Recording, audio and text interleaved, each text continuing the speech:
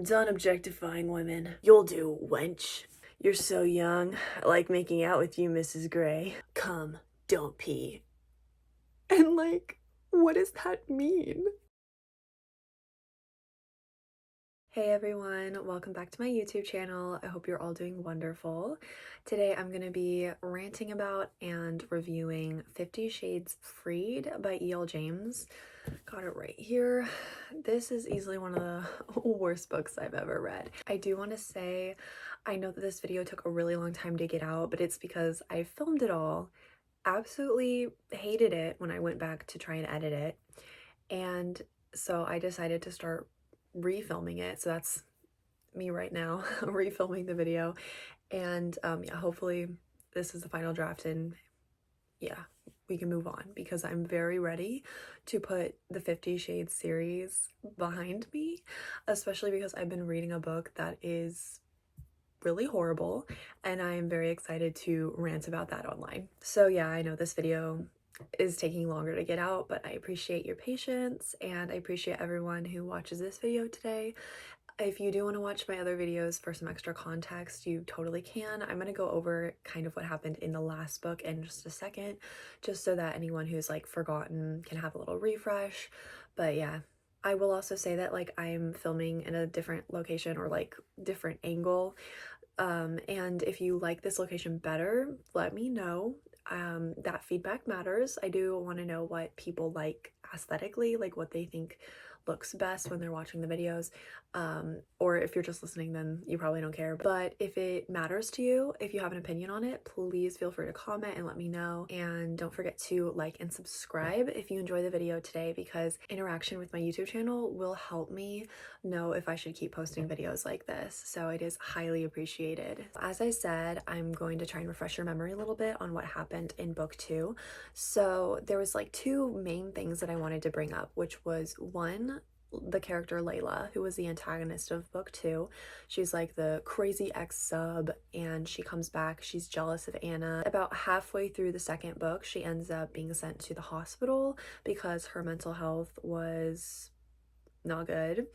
And she actually has a little appearance in book 3, which is why I wanted to mention her. But the other important thing was kind of the whole engagement that was happening with Christian and Anna. So Christian proposed, Anna was like, I'm thinking about it, I'm thinking about it.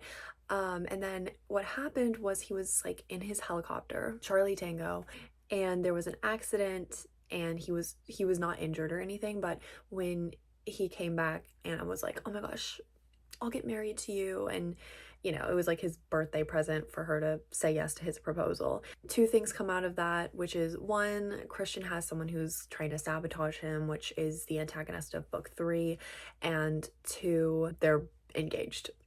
This book, like the second book, had a prologue, and basically the prologue was just showing us that Christian's very traumatized, and there was a little bit, like maybe a page or so, that I think was written from his childhood perspective.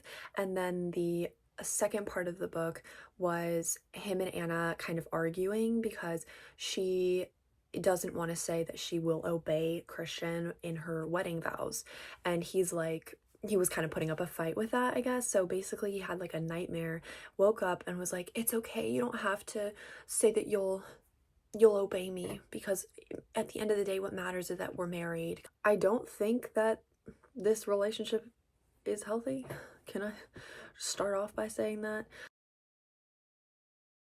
If he is only willing to kind of give into what she's asking for, which is kind of a reasonable thing, it's just the wedding vows, right? If he's not willing to do that unless he's like, oh my gosh, wait, if I say no and she leaves me, like, I'm gonna be so unhappy. Boo-hoo! Boo-hoo-hoo! Do you realize that's not healthy? I think I'm gonna keep it there because there's so much more to get into, but just starting off great. And I do want to say that because, you know, they're trying to make me feel bad for Christian because, oh, look at him, he's traumatized. He was traumatized as a little boy. I don't care. You can show me a character's trauma and what a character has been through and how it shaped who they are. And if they're an adult, they still have to take accountability for how they treat other people. Just because Christian was traumatized as a kid doesn't mean that he can be abusive towards Anna and that that's okay because, oh, he's traumatized. He's an adult. He's a 28-year-old man. He has responsibility to say, I'm going to work on myself so that I can take care of the people that I now love. You're not guilt tripping me into liking him. You're not making me feel bad for him. That's my thoughts on the prologue. Let's just jump into chapter 1 though. It starts on their honeymoon. So the end of book 2 was them engaged, and we're starting in the honeymoon. I thought we would see the wedding. I thought there would be more, but no, it's the honeymoon. The book does show us some of the wedding, or like some of the wedding and some of the wedding preparations, but in a very chunky way where it's like keeps going back between present tense and some point in the past when they were planning or having the wedding, and it just makes it really awkward to read, and there's just, it's too much. I genuinely just think we could have benefited from having a chapter talking about a little bit before, a little bit during, and maybe a little bit after the wedding, or we could have had 2 chapters. We really didn't need to make this a weird back and forth time situation. It really interrupts the flow, and you're gonna see when I try and tell you all the things that happen in just chapter 1 how awkward it is. But in the very beginning of the book, where it's during the present tense, right, and they're very happy, they're definitely in their honeymoon phase, and they're just going back like Mr. Gray, Mrs. Gray, like, you know, very much just flirty, very happy, sure, you know. And then the first kind of like flashback that we have is them planning the wedding. I think it's actually the night after they are officially engaged. So the night after the end of book 2. And it's them laying in bed. And Christian's like, we should just fly to Vegas and get married tomorrow. And they don't do that, thank God. But they actually rushed the wedding so fast. They got married a month after being engaged. That is crazy work. Like, so much goes into getting married, so much preparation and time is needed. I mean, the only reason that it would work is because he's a rich CEO and he can pay to have that rush fee, you know, like crazy. So then we go back to the present time, okay? And Anna is sunbathing and Christian's like, you could get sunburnt, and he's mad at her for that, for like sunbathing. So it says, with slow meticulous strokes from strong and supple fingers, he puts sunscreen on her. And then she's like, I sigh and shake my head. Oh, Christian, my possessive, jealous, control freak Christian. When he's finished like putting sunscreen on her, he slaps my behind. You'll do, wench.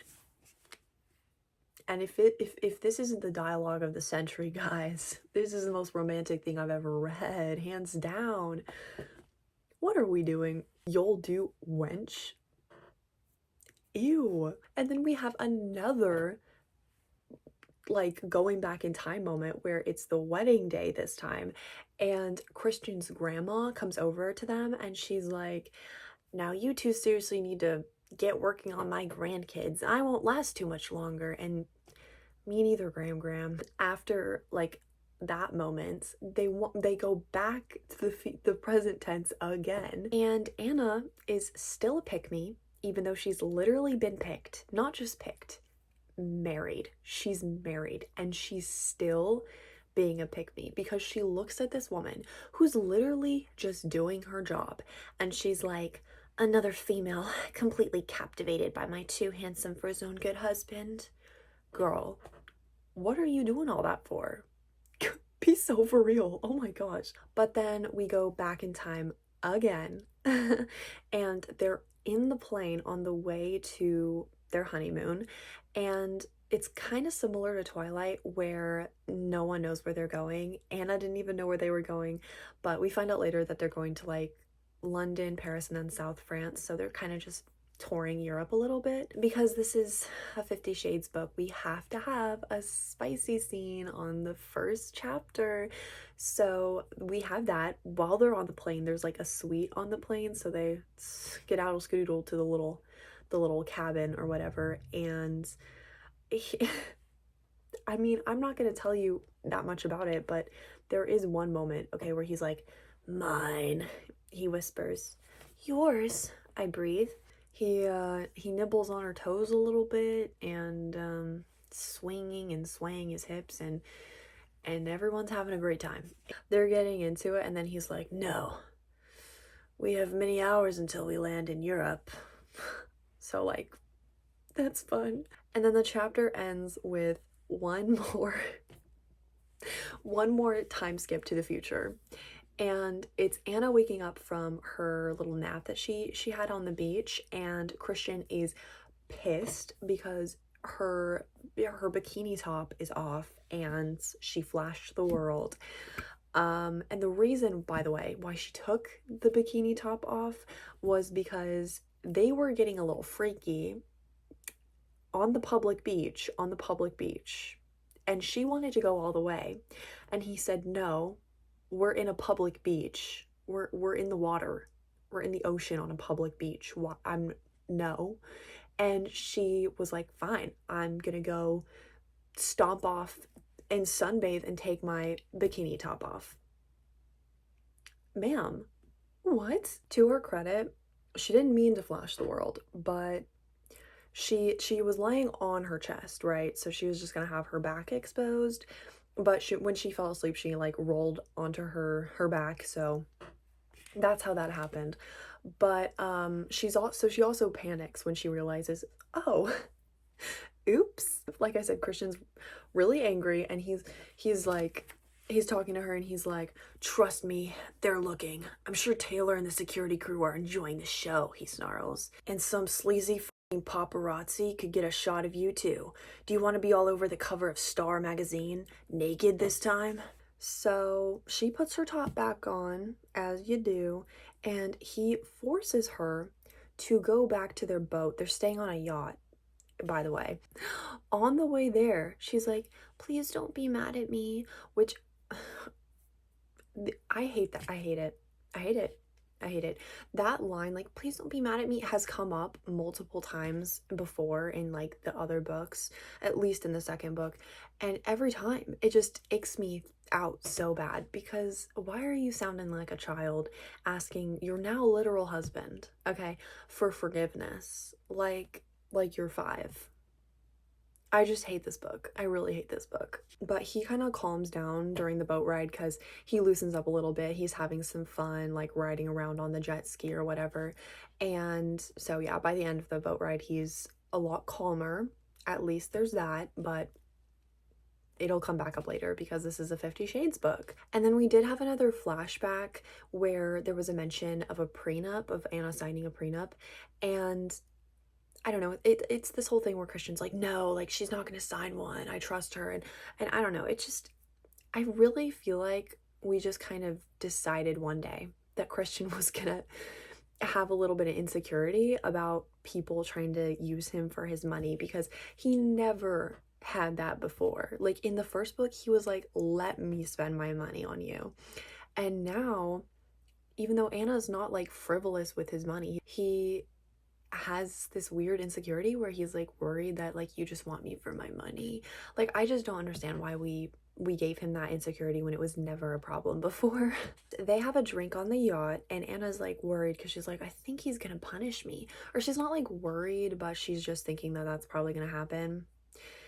She's a lot more like okay with being punished now, but I feel like there's lines that we can definitely cross when it comes to the punishment thing, and I'll just say we'll get there. But after their drink, they're like going to the bedroom, and Christian grabs Anna's hand or whatever, and he's like, I'm gonna make an example of you. Come, don't pee. And like, what does that mean? It's explained, but like in the moment, oh my god, I was like, what?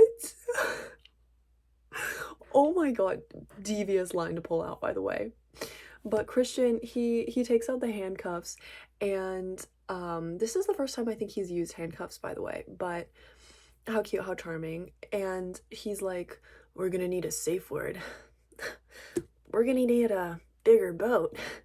I hate this book.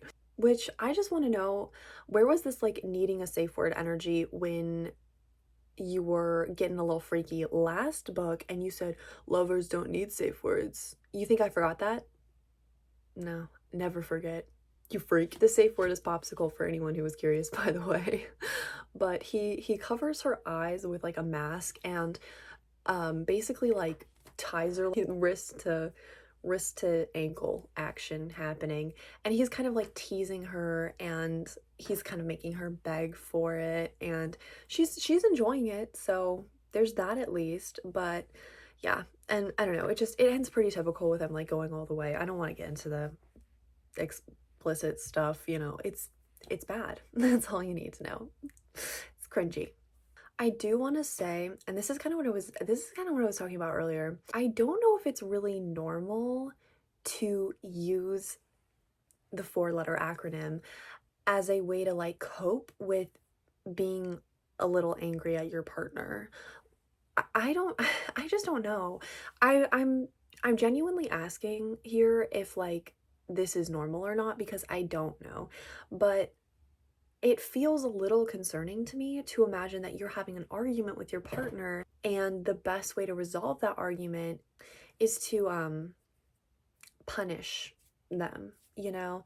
It feels like it could even get dangerous, especially because with the four-letter acronym, there is occasionally, I mean, depending on what you're doing, pain play, right? And that's not necessarily a bad thing. It's just that if you're already angry at your partner and now you're doing something that could potentially hurt them if you're not careful, I feel like that really gets into like some dangerous territory. I feel like you would want to be in a better mental state than I'm mad at you and I'm doing this to relieve my anger.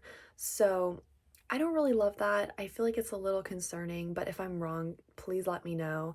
I just feel like there's probably more appropriate contexts to be doing the four-letter acronym, and that just defaulting to let's do it because I'm a little angry at you is probably not the most efficient way to deal with the problems that you're having.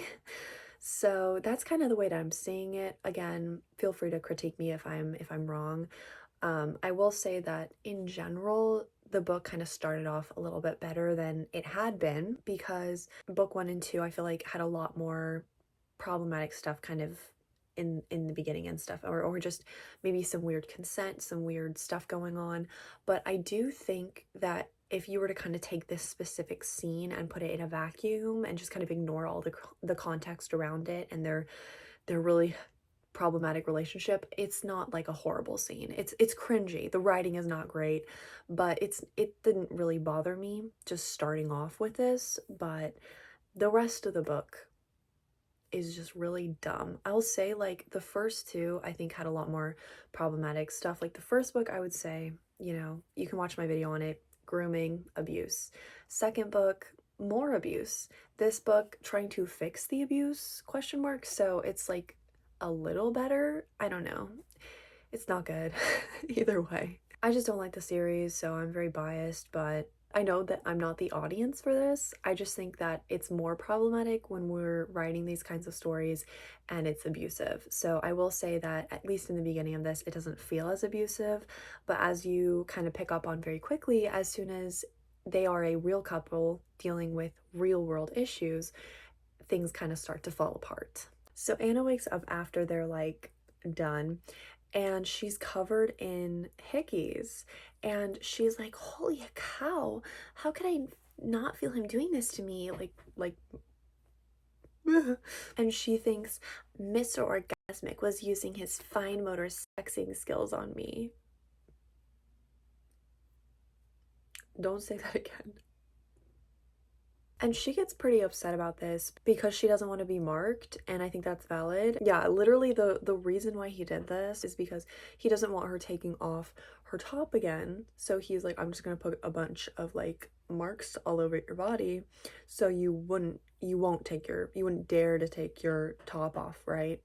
which is gross. How about you act like an adult and you just trust that your partner is not going to do it again, especially when she also did not want to flash the world. But she she gets so mad at him that she actually throws a hairbrush at him and then storms off. And she's thinking, I want to shout at him, but I refrain. I don't want to push him too far. Heaven knows what he'd do. Which is like a concerning thought process to have. Like, what do you mean that you get into a fight with your husband and you're like, I want to yell at him, I want to show him how mad I am, but I don't know if he's gonna hurt me, basically, is what that's implying. How do you think that this relationship is healthy? Why are you married to this man? God. They work the whole situation out one of the usual ways, which is, in this case, instead of the freaking it, she is mad. He goes over and is like, I'm sorry. I'm sorry. Please don't be mad at me. And she's just like, she just folds. And she's like, okay, I guess I'll forgive you.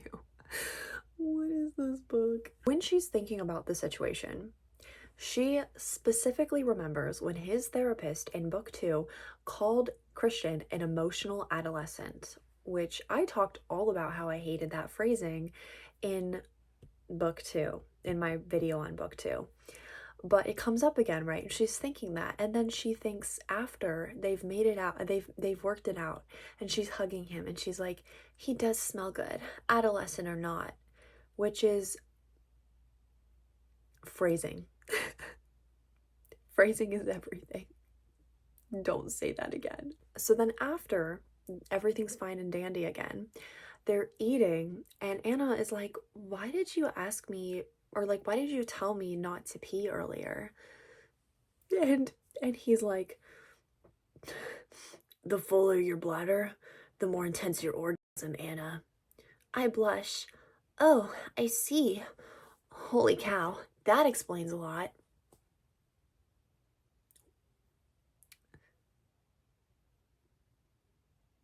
What? We're so scrapped for content that this is what we're talking about. What the freak? And I mean freak. Freaks. Flash forward to the next day, and Anna wakes up and she finds Christian and he's shaving and she's just watching him because she's just admiring her beautiful husband. And he just thinks it's kind of funny. He's kind of like laughing at her. And then she remembers one of the first few days on their honeymoon when she decided to shave down there for the first time. And the bush was trimmed. The book proceeds to then have the entire scene of when he found out that she shaved. And then he shaves the spots that she missed. And it's a whole thing. And I'm like, why did we have to do this? I did not need that. I did not want that. It was a spicy scene, if that wasn't obvious. What are we doing, guys? I think that might have been the last flashback. I'm not sure.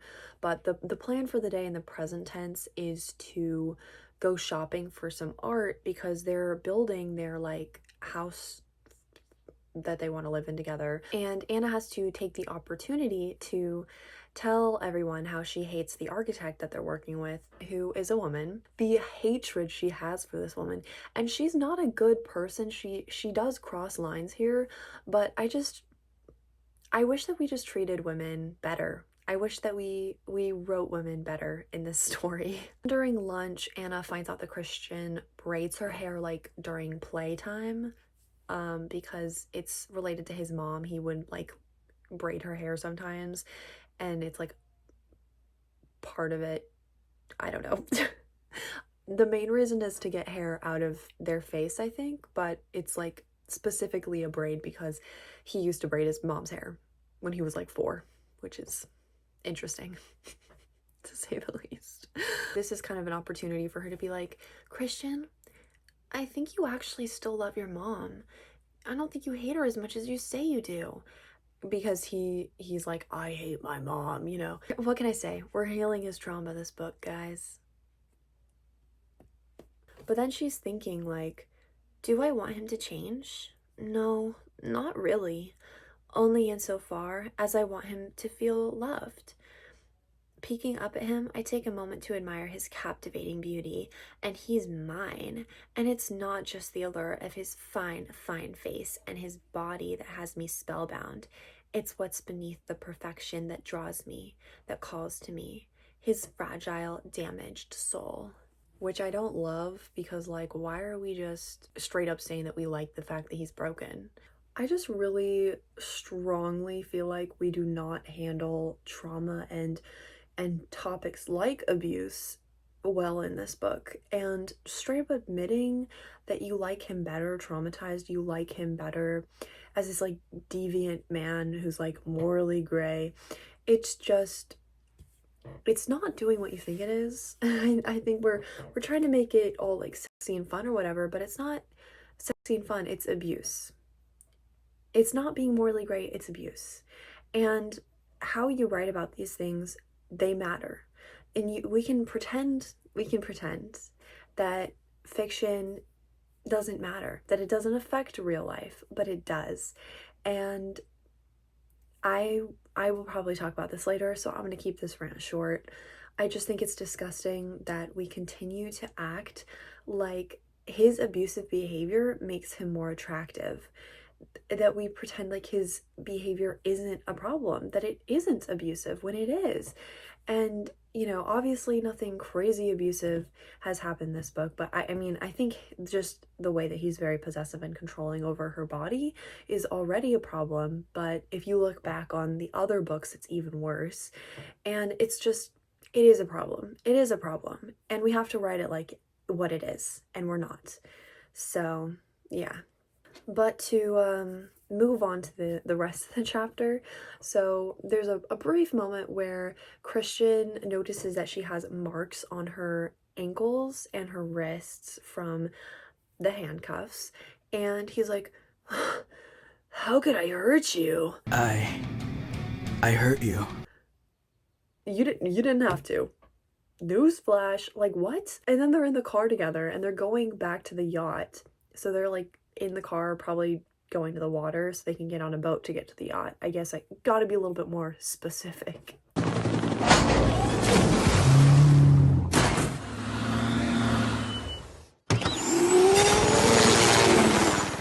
She's in the car though, right? And she's about to give him a foot job. That's enough. But he then gets a call from his parents and they're like, the house had a fire. We're okay, but we're worried that this was arson, right? So here comes the antagonist. Are we excited? Get excited. Just like we've seen in book 2, when there's a problem, Christian likes to hole up in his office and talk to people on the phone all day. So that's what he's doing. And then meanwhile, Anna is kind of bored. They're still on their honeymoon. And she's like, well, I guess I'll go shopping. She has to get permission to go shopping, by the way, because he's worried about her safety. And he's an overbearing CEO. Loser. He's a loser. But she gets permission, and she even gets permission to have fun, which is like, yay. Oh my gosh, are we having fun yet, guys? It's just little things like this that convince me that their relationship will never be healthy, because how are y'all all the way in Europe? There was a potential arson that happened in Seattle, in America, and you're like, you can't go shopping. Or like she needs permission. Specifically, she needs permission to go shopping. Like, I don't know. I'm not into it. I'm not into it. But I think we knew that already. But Anna's not really like a shopper, right? Because she's not like other girls. And so she, instead of like buying things for herself, she ends up buying, well, I think she actually buys herself an anklet. Or maybe that was later. I don't even remember. But she ends up buying Christian a camera though, because she somehow from somewhere had the thought and got the idea that they should have like a nude photo shoot where he takes photos of her naked. Draw me like one of your French girls. Like, what are we doing? I don't even remember why that happened. But anyways, when she gives him the camera though, and it's like, here, this is why I got it. Thought we could be a little freaky together. He's like, no, we can't. I'm done objectifying women, which is ridiculous. I don't know, this is so dumb. So she's like, okay, fine, I'm gonna objectify you. So she starts taking photos of him, and it kind of becomes this whole thing, and um he starts tickling her, so she stops, and then they do it, of course. And then afterwards, she's trying to tickle him, and he's like, stop. I couldn't bear it. I was never tickled as a child. But then a little bit after that, Anna's basically been begging Christian to communicate what's going on with the fire that happened because she doesn't know what's happening. He knows, she doesn't know. And she's like, "Can you please tell me what's going on?" And so Christian's like, "Okay, the fire was confirmed that it was arson, you know?" So, oh no, someone's after them. One small thing that happened that I'll just mention because, again, I'm just trying to show you the things, the little things that bother me. And one of them was that Anna had mentioned that she didn't want to be like apart from Christian for like even an hour.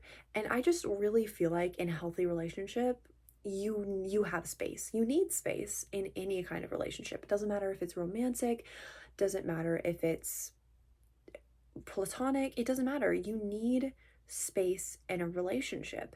And I don't like how we act like, oh my gosh, I just want to be with him all the time. Why? I mean, I wouldn't want to be with him for even a second. Especially though coming from Anna because she is more introverted. We've seen this. We've seen that she's not extremely social. So why are you of all people so attached to this man? Like, for me, I mean, I've never been in a relationship before, but being in friendships, and I will be totally vibing with someone having the time of my life, and I'll still need space from them every once in a while. And I just, it's not realistic, and I just don't like it. So it doesn't feel consistent, it doesn't feel real, it just feels like fake people in love. I'll bring up one other issue that I think this kind of plays into. Nothing specific in the book happened besides kind of this whole space thing and just seeing that the relationship is still kind of unhealthy. But I don't like how we're kind of trying to pretend or brush under the rug a lot of issues that this relationship has in book 3, because we're at a point now where we're trying to say like their relationship's so much better, it's so much healthier, like oh my god, so couple goals, but they still have so many problems. And Christian specifically is so overbearing still, and he never really changes that. And Anna is very insecure about her relationship which is clear to me, because she's just projecting onto every woman and saying that everyone wants her man. Like, I just really hate it. I think it's really uncomfortable. It plays into the earlier thing of Anna liking that he's traumatized, which, just thinking about it a little critically, and you might start to wonder if she likes him that way because he has to rely on her more because she's the only one who's like stuck around. I just think there's layers to this. No matter what, their relationship is not healthy, and just kind of pretending that it's better now because his abusive traits have turned from kind of something that bothers Anna into something that's like cute and quirky, and that's just what he's like that doesn't actually erase the problems, and they're still very much there when you think about it.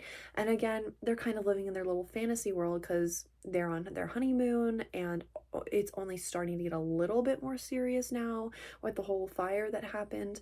But genuinely, the way that more and more issues start to pop up when they exit the honeymoon phase, when they go back to their real lives and the real world, and then it's like, oh, we actually have problems. Oh, we're actually like fighting. Like, I wonder why. It's because your relationship is riddled with issues. You can't communicate with each other. You are literally just putting up with his abuse, and you're jealous over everyone. There's so much wrong with this relationship, and we're just trying to pretend like it's fine, and it really, really bothers me. So in chapter 5, they go back home after their honeymoon, and they're having a lunch with Christian's family, and they're eating outside, and then it starts raining, and then they go inside, and Christian starts playing the piano, and he's not just playing the piano, he's playing the piano and he's also singing, which I guess he's never done in front of his family before. So but Anna's like used to it, and then everyone else is like, oh my god, Christian, you know. His mom literally hugs Anna and thanks her, is like, thank you for healing my baby boy. What's going on? But Anna's in a bad mood for some reason, and I don't know. It's she's like, I want to be punished to like feel better, to like work through the fact that I'm like kind of upset right now for some reason, and I don't know why I'm upset. It's like a whole thing that's happening. But then Christian lets her drive home, so they're in the car, and we end up with a chase scene. Yeah. And they're being followed by a car, and the entire thing is very weird and very sensual, I suppose you can say, because Christian is literally calling her like a good girl the whole time. He's like, "You're doing so good. You're my good girl." Stuff like that. I'm like, "You're being chased by a car right now, and you can't stop being a word that rhymes with corny for 1 second. What's going on? What's going on?" It's so cheesy. There's like a scene where she cuts across like 3 lanes, and I'm just thinking of the Family Guy clip. I turn now. Good luck, everybody else. They're in the car. She's literally going over 100 miles an hour, and it's just like, yeah. Eventually they lose them by going into a parking garage really fast. Like they turn a corner really fast and then turn to the parking garage before they see where they went, and that ends up working. And she kind of breaks down. She starts crying because like it was so scary, and Christian comforts her, whatever, and then they end up getting freaky in the parking garage. So after that though, she's like, wait a second, did anyone see that? And Christian's like, do you think I'd let anyone watch my wife come? I just saw it, so what are you gonna say to that? But they then go back to Christian's apartment, and they run into one of his neighbors, which I genuinely did not know that other people lived in this building, which was proof enough for me that this was somehow, this guy was going to be related to the antagonist. I felt like it was worth mentioning just because, again, I'm like 90% sure it was supposed to be related to the antagonist, but I don't even know at this point because I don't remember this being significant. But I think it was implied that it was supposed to be related to the attack. I don't even know. But yeah, at the end of the chapter though, they kind of go off to do their own thing because Anna still wants to be spanked. And yeah, so chapter 6, as we've just went off to do some stuff, starts with that. And they're doing a scene because, again, Anna wants to be spanked. So they go into the Red Room of Pain, which in book 2, Christian was very like anti using this room, and then for literally no reason that's been explained to us, no character development that I'm aware of, he's suddenly fine with it. So just what? They're going into the room though, and Anna is like, I blush knowing that Mrs. Jones, the housekeeper, must have been in here cleaning while we were away on our honeymoon. Like, have you not thought of that before? Why are you just realizing that she's been cleaning this room now? You've used this room multiple times before, and literally only now you're thinking, oh my god, she's probably cleaned in here before. We're on the 3rd book. What are we doing? So they start doing things. She's blindfolded, and then it says, suddenly he kneels up, grabs my hips, and pulls me forward, burying his nose in the apex of my thighs. And you smell of you and me and sex.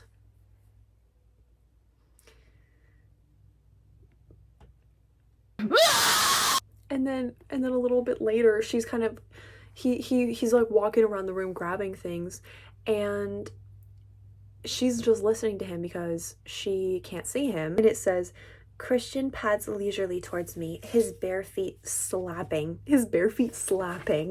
on the wooden floor. Christian then finger bangs her a little bit and spanks her like she wanted. He uses the plug, if you know what I mean. And it's just a wonderful experience for everyone. Everyone's happy. Everyone's enjoying themselves. And afterwards, they have a little bath, and yeah. The rest of the chapter is pretty typical, nothing really worth mentioning. We just get some more of Anna thinking that, you know, Christian's kind of scary sometimes, but I love him, so it's okay. He's my sexy little man. And more importantly, Anna is also kind of worrying about the whole dangerous situation that's developing with like the arson situation. So she's like, I'm so worried. I don't know what's going on. By the end of the chapter, she ends up seeing the guy who was behind the fire, or at least related to the fire or something. And she's like, I recognize him. He's my ex-boss, Jack. And so she ends up realizing that the antagonist of the story is going to be her ex-boss, Jack. So that's great. I'm really glad that she could tell that from like a really bad photo of him, or really bad security footage of him. But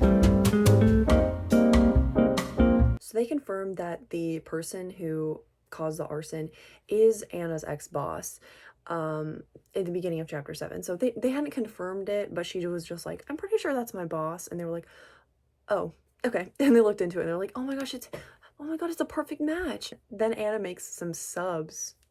Get it? And they're like doing kind of their usual cringy banter. She ends up like poking him with her elbow, right? And he's like, ow! And she's like, you're such a wimp.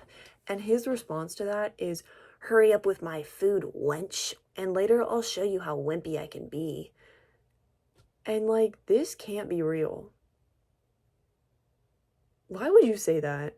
What is up with him calling her a wench this book? What are you doing? But they're eating their food and they watch the X-Files. And Anna is like, do you want to make out? And Christian's like, he gets jealous because she's made out with other people before. And he's like, I don't even know. And it's kind of a whole thing that leads to like a spicy scene, right? Which he dips his little fingers in there and it says, he traces my lips with his index finger and I taste my slick saltiness. Ew. Just straight up ew. What? So they were talking about the X-Files, right? And Anna's like, oh, I haven't seen it. I was too young, you know? And he's like, you're so young. I like making out with you, Mrs. Gray. Why would you say that? So far, everything's been decent. Like, they haven't had that much drama. But the next day, they're at work. And their problems must begin again. So, like, this time, Anna wants to keep her name, like, her last name, at work. And, she doesn't tell Christian, but he ends up finding out, and he's like super upset with her. He's like, are you ashamed to be married to me? Like, honestly, like, completely valid. Like, she wants to keep her work life separate from her personal life, you know, but of course he has to be a little shit about it. But to be honest, okay, Anna doesn't handle the situation very well either, cause she's thinking like, I need to communicate to him how I feel about my name and keeping my name, and she just like doesn't do that. For why? I'm just like, why did you not tell him though? Because she has a valid reason, so speak your truth, girl. And we just like don't do that. It's genuinely so bad that it gets to the point where they're arguing about the name situation. And she is even thinking like, damn, I rushed into this marriage, didn't I? Yes, you did. You did rush into the marriage. Congratulations, you finally used the 2 brain cells that you have to put together that you rushed into this marriage. I'm so happy for you. I feel like it really speaks volumes that they can't be happy in their relationship for more than like a few weeks, you know, because something always has to happen. And it's not just a few weeks. It's like it's a matter of days. It's just that they had maybe a few weeks of peace because they were in their honeymoon, so that they could just like live in their little fairyland dream. But now that they're back in the real world, things are causing problems and they can't handle it because they can't handle things because they don't communicate and they have a horrible relationship. He literally pulls out the "you're mine" when they're arguing about the name thing. He's like, "You can't change your name. You're mine. Get out. There's the door. Get out." Genuinely, there is a point where him being like overbearing and over controlling and stuff is just gonna become an issue, and Anna is gonna be like, "I'm leaving," because like there's only so much a girl can take. My headcanon for them is that they get divorced in like 10 years, like max. I'm never gonna trust the book. I'm never gonna trust the relationship because even when they have their happy ending at the end of the book, I'm always gonna feel like this is eventually gonna go to shit. I don't have any trust in their relationship because like she will like Anna will literally be thinking like, I'm gonna do something. I'm gonna say something or whatever. I'm gonna have an opinion on something, and like she'll be like, damn, he's gonna get mad at me. Damn, I'm gonna get in trouble, aren't I? Like genuinely because of something that has to do with her autonomy. Like it's never gonna be a healthy relationship, and it just frustrates me so badly how this book is constantly trying to say that the relationship is getting better, specifically in this book, which is supposed to be about their relationship getting better so they can have their like happy ending, right? Because it's the last book. Anna's like pissed at Christian because he's pissed at her. And I think this whole conversation happened over the phone while she was at work. And Christian literally, while he's also at work, he drops everything. He storms into her office, okay? And he's like, "We're talking about this right now." The whole conversation kind of ends when Christian is like, "I'm gonna give you this company," because he owns the company she works for. He's like, "I'm gonna give you this company as a year wedding gift, like as a our first year anniversary wedding gift." She's literally like, "I don't even want it. I don't want your business. Like I'm happy with the job that I have." No, but Anna's still trying to explain the name thing, right? And she's trying to say like, "I don't want people to think that I earned this job because of you. Like I want people to know that I got this job because this is like it's my abilities and it's me, it's my person that got me here." And Christian literally says, Actually, they only promoted you because I was buying the company when your boss was fired, and it wouldn't have been worth it to hire someone new during the transition. So it's actually because of me you got the job," which is just so disgusting. Like I like genuinely when I was reading the scene, I felt suffocated because she's mad at Christian. He has to pull out the like, "Don't be mad at me. You're so precious to me." Also, he's like, "Well, we can take this to the bedroom." And Anna, because she's still pissed, she's actually thinking, and she's like, "Sex is his coping mechanism," which I've literally said before, but no one listens to me. Oh my god, how did it take you this long? How did it take you this long? What this entire scene proves to me though is that this relationship is extremely dysfunctional. Never been healthy. It's never been healthy, and it will never be healthy. The end of chapter 7 ends and Anna's like she's dressing up extra fancy, okay? Fancy meaning sexy.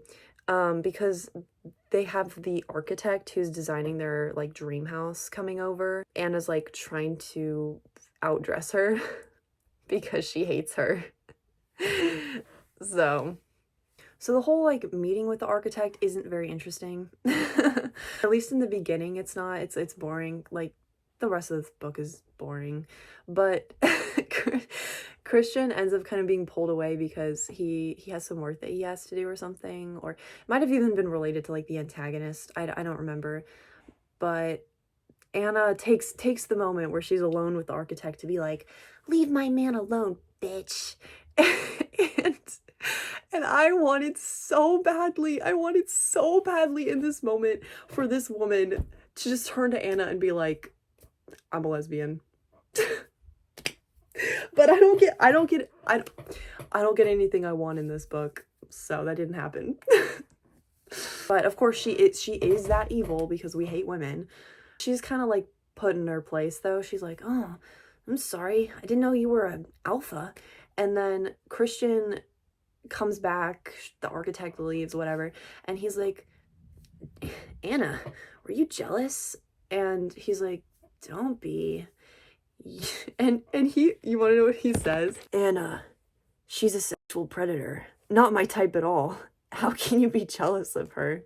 Which is crazy to call her a sexual predator, especially when he won't admit that the woman that literally groomed him when he was 15 is not a sexual predator. Like, it took him 2 books for him to be like, maybe she's a bad person. He just jumped to that. He just jumped to that conclusion. Like, what makes her predatory? She did like touch his arm at one point, which is uncomfortable, but that's not being predatory still. So, but the whole like changing her last name thing comes up again, and this time Anna actually manages to communicate like, "Hey, this is actually the only way I can feel a sense of like independence in this relationship, so please let me keep that." And Christian's like, "Oh, okay. I love you." Genuinely, what changed? What changed? She literally has been saying basically that in just a different way. And it somehow, it just took this conversation for him to be like, "Wait a second. I think I understand what you mean now." What? They hug it out, right? And they're like, "We're gonna make this work." And she's like, she's thinking, even if he is an overbearing megalomaniac ass, he's my overbearing megalomaniac ass in need of a lifetime dose of TLC.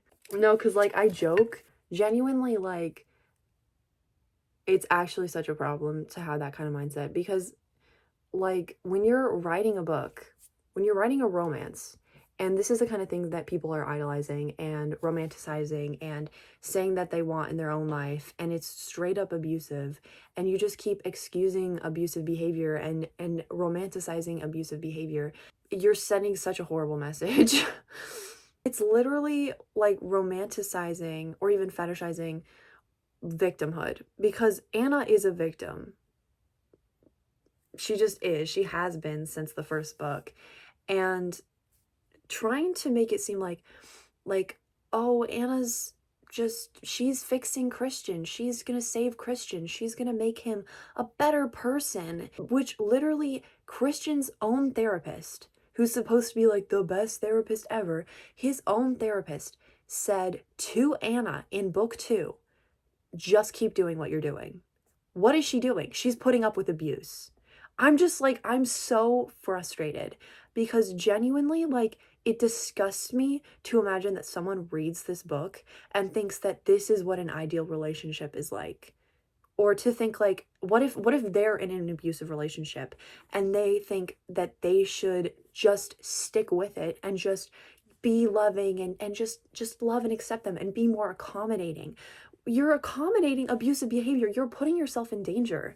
And if people know that they can keep stepping on you and keep abusing you, it's gonna get worse. He's an adult. He's an adult man. He's 28 years old. You're 22. You're like 21, 22. You do not have to fix this man. It is not your responsibility to fix this man. He needs a better therapist, and he should probably not be in a relationship. He should probably not be married to you. I hate it. I hate it. And I hate this about so many different dark romance books because like fiction impacts reality. It just does. And you can't ignore that. You can't say that like, it's not that big of a deal. It's just like a fantasy that I have. Because if you are choosing to write a book about some little fantasy that you have that could have been harmless, it could have been an internal thing that you just don't share with people, you are choosing to write a story and share that and romanticize it and make it seem like it's an ideal thing to be in this kind of relationship. And it's just not healthy. And it's just sad to imagine people being influenced by this book. And I don't know how many people take this book seriously anymore because it's been memed to hell and back, but like it probably has happened, and it's sad to imagine that. It frustrates me so much. You gotta get back to the book though. So they gotta keep the spice streak going because it's 8 out of 8 chapters so far. After the architect leaves, they bang it out. And I don't have anything interesting to say about it because they're all very similar and boring. So, and I don't really want to think about it that much. The context that led up to this scene though is that she was like washing his hair and she was gonna give him a haircut and it got too overstimulating, so they had to rub it out. They had to rub it out so they could lock in. She does actually cut his hair afterwards though, but like I said, they had to rub it out so they could lock it in. When she's done cutting his hair though, she runs out to like go do something. I don't remember what she's doing, but she finds out that Taylor, if you remember him, he's like one of the bodyguards, right? He and Christian's maid are like together, T, that I don't care about. And Christian also has a gun. But then before bed, right, she's about to drift off to sleep and she's thinking about how Christian like was saying he wants to give her the editing company though. And she's just like, "Oh boy, I don't want to be a CEO. Please don't bite me, Mr. CEO, and turn me into one of you. I'm not ready." This is literally Twilight, but they're just CEOs. I wish it was a metaphor for CEOs being vampires to our society, but it's not. But they drift off into their little sleep without a care in the world. Oh, joyous. So chapter 9 is like pretty uneventful. Thankfully, nothing crazy happens this time. We do find out because she asked Christian about the gun and he's like, "Oh no, I don't support guns. I don't like guns." The gun that he has is Layla's. He kept the gun for some reason, but he's like, "Better safe with me than out there in the real world." And then he goes to New York this chapter, which the transition for him going to New York was genuinely so bad and confusing. She's at work. She's emailing him about random things. And then just randomly one email is like, he's in New York now. I think it's like an email and then there's like a paragraph that's not a full paragraph, it's like a few sentences. And she's like, "Christian went to New York this morning," or something like that. I don't even remember exactly how it goes.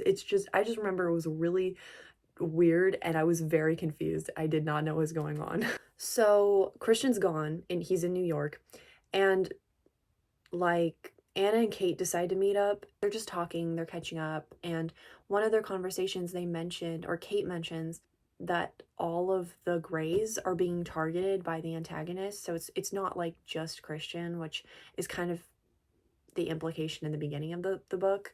So basically Christian isn't communicating anything at all to Anna, like nothing, despite Anna literally begging him to tell her what's happening. So that's fun.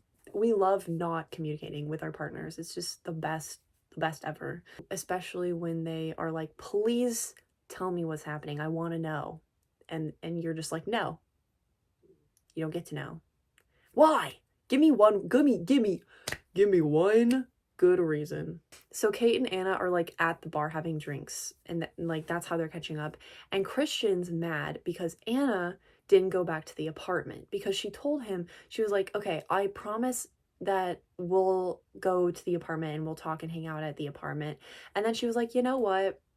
I'm an adult. I want to go out. I want to have a drink. I want to go have a drink with my best friend," which is like, that's valid. After their little conversation, they do go back to the apartment and dun dun dun, Jack is at the apartment and he's like captured. He's been captured already.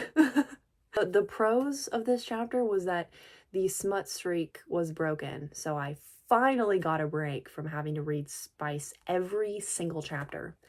So that was a relief. But Christian is like, he's like mad, which scared me because I knew that when they did get freaky, it was not going to go well. So Jack has been like taken care of. He literally was just there. They captured him and then they were like, "He's gone." No sense. He posed basically no threat. He was like knocked out and like taken to jail. They did find evidence that suggested he was planning to kidnap Anna. Crazy anticlimactic way to do that.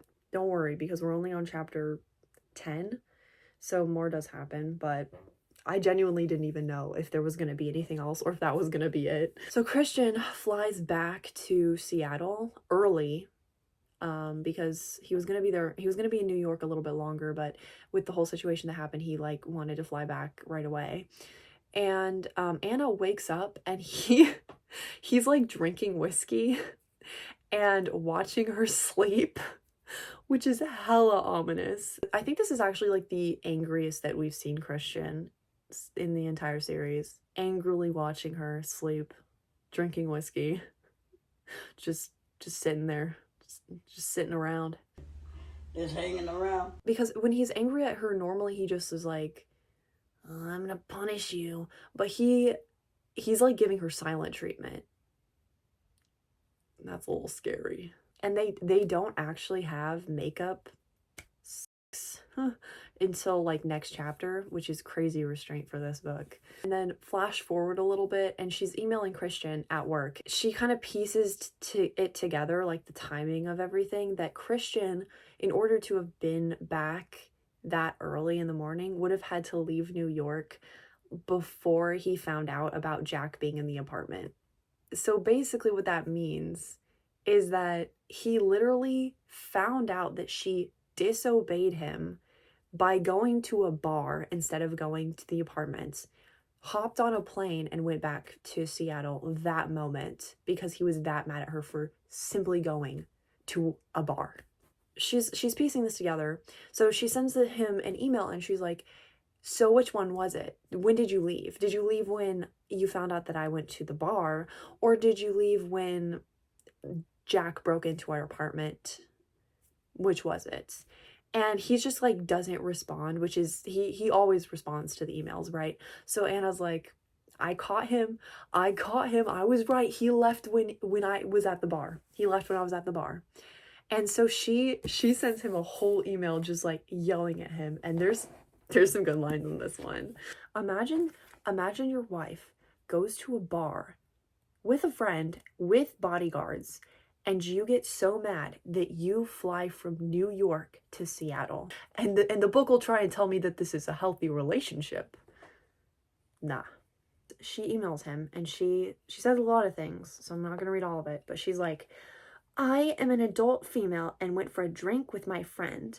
I did not understand the security ramifications of changing my mind because you never tell me anything. I found out from Kate that security has, in fact, been stepped up for all the Greys and not just us. I think you generally overreact where my safety is concerned, and I understand why, but you're like the boy crying wolf. I never have a clue about what is a real concern or merely something that is perceived as a concern by you. I had two of the security detail with me. I thought both Kate and I would be safe. Fact is, we were safer in that bar than at the apartment. Had I been fully informed of the situation, I would have taken a different course of action. Do you know how annoying it is to find out my best friend knows more about what's going on with you than I do? I am your wife. So are you going to tell me, or will you continue to treat me like a child, guaranteeing that I continue to behave like one? I'm sad. Put that man in his place. How is she supposed to know shit when you don't communicate with her? It's so refreshing when she actually claps back and is like, you know what? Fuck this. The end of the chapter was kind of wild though. So he sends like a very brief response. I think he's just kind of like, we're going to talk about this when we get home, which is like, wow, the first time that you're actually professional enough to say that we should keep our work lives and our personal fights about our relationship separate. Because who's the guy who stormed into her office when you got mad at her about the name thing? Get out of here. Get out of here. There's the door. She gets back from work a little bit later that day though, and he's sitting at the piano. He's sitting at the piano, and he's in his Dom jeans. He's in his Dom jeans. And like a super villain, he turns to her and basically is like, "I've been expecting you." He doesn't say that, but like that's the vibe that gives. He's actually so evil. He's actually such a super villain.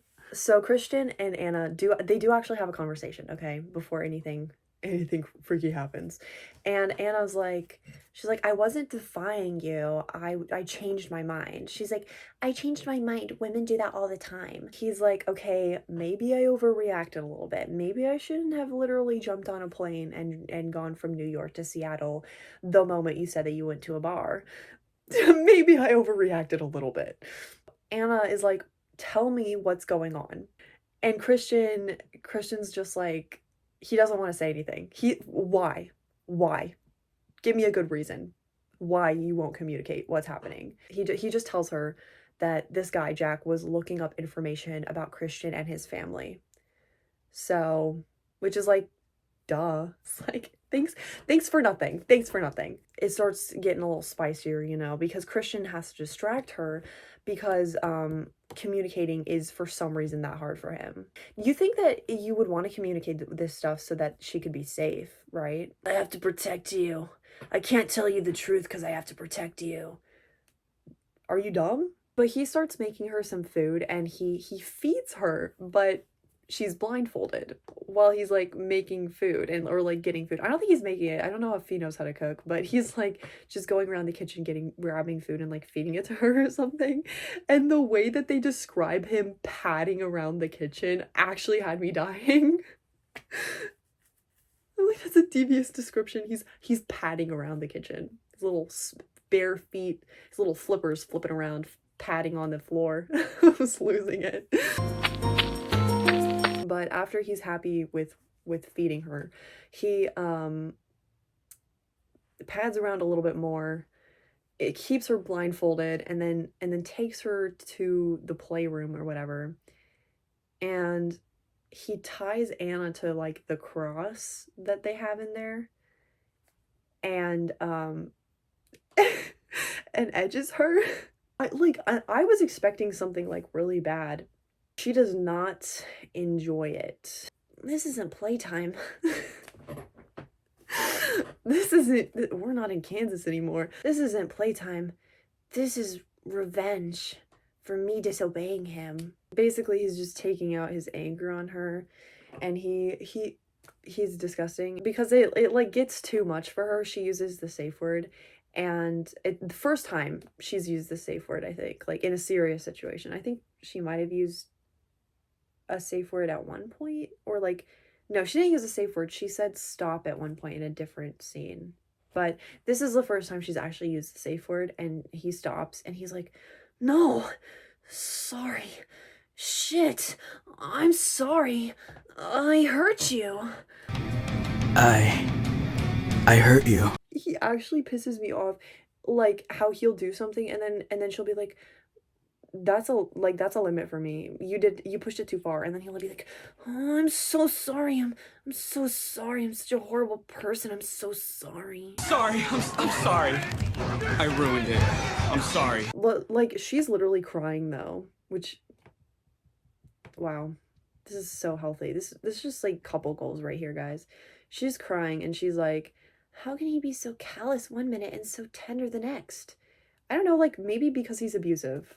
I wanted to analyze this chapter a little bit more because I feel like there's so much, but I can't even unpack it. At this point, I'm so emotionally done with this series. I can't even say anything anymore. They work it out and everyone feels better. I feel like it's more excuses. It's more of like he's been hurt, so I want to try and understand him and we'll figure it out together kind of a thing. And genuinely doesn't change anything. Like, I feel like I've said this kind of stuff so many times throughout literally my 4 videos, trying to excuse his behavior or saying it's okay because he's traumatized doesn't change the fact that he's an adult and he's abusing you. I'm so tired. Disgusting to see him just consistently get away with this, and not just get away with it, but making it seem like it's okay or that it's attractive that he behaves in certain ways that are problematic. To get back to the sliver of a plot though, Anna finally has the opportunity to get a little bit more information from Christian. So he tells her about Jack and he's like, yeah, he was going to kidnap you. He was planning to kidnap you. And he was also behind the helicopter breaking. Charlie Tango. He was behind Charlie Tango breaking and having some kind of like crash or whatever in book 2. So, which wow, I hadn't guessed. I had no idea. What a shock. They find out that he somehow has like connections to where Christian was born, which is Detroit. So it's like, oh no, what's it gonna be? The specific connection that Jack has to Detroit is that he was also born there and he also went through the foster care system. He was like a trouble child and he kind of went in and out of a lot of homes, and he ended up in juvie a few times, and then he like went to college and turned his life around seemingly, but obviously he was still a problem because he assaulted Anna. But the rest of the chapter genuinely is like so boring. Nothing even happens. Like, I've played these games before. They just talk. Christian's being possessive still, and possessive and controlling, and Anna's like, I love you, so it's okay. We'll figure it out. We'll work through it. Christian's like, I'm so sad and traumatized. Forgive me. They have sex. He plays the piano. The next day they go into Christian's vacation home in Aspen. But surprise! Kate's brother, Christian's brother, and Christian's sister are all coming with them. And then Kate is dating Christian's brother, and Kate's brother is kind of dating Christian's sister. No one's allowed to be single, and they all have to date within this very small group of literally like 2 families in Anna. This whole entire book is so repetitive and like formulaic that I actually want to shoot myself. I'm gonna shoot myself and make you 2 watch. Chapter 13. So they go to Aspen, the house that Christian owns, because did I say that? This is Christian's vacation home. It's super fancy, and Anna's feeling kind of displaced because she's like suddenly rich and she's not used to having money, and she's like, I don't know how to feel. This house is so strange and big. The whole group, they just decide that like the boys are gonna go fishing and the girls are gonna go shopping. Of course. So Anna's like forced to buy a dress because she hates shopping. It's actually just like the scene in Twilight where she's like, they're going prom dress shopping and she's like, I kind of want to go to the bookstore. Of course, we have to shame one of the women that are working at one of the stores because she's wearing too much lip gloss for Anna's liking. I love sly little comments that are just slightly misogynistic and pick me. It's really just brightens my day. Brightens my day like the lip gloss brightens her lips. Christian's brother, right? Elliot. He gets a lovely label of being a man whore in this chapter. The reason is because he's like slept around a lot. Just like, let a man live. I don't know. Who cares? Who cares? Who cares? Who cares?